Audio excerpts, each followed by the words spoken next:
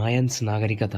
ఇది అత్యంత పురాతనమైన నాగరికత. క్రీస్తుకు పూర్వం 2000 నుండి క్రీస్తు శకం 16వ శతాబ్దం వరకు కొనసాగింది. మెక్సికో, గ్వాటిమాలా, హోండురాస్ మరియు బెలీజ్ ప్రాంతాలలో అభివృద్ధి చెందింది. మాయన్లు ముఖ్యంగా ఖగోళ శాస్త్రంలో ప్రావీణ్యం సంపాదించారు. వారు ముఖ్యంగా సూర్యచంద్ర గ్రహణాలను ముందుగా తెలుసుకునేవారు.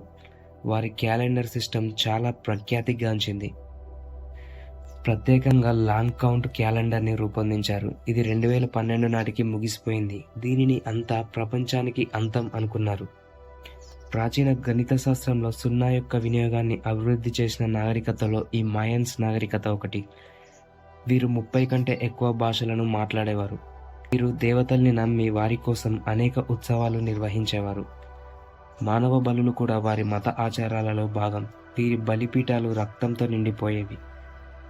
వారి నాగరికతకు సంబంధించిన సమాచారం పూర్తిగా స్పష్టంగా లేవు.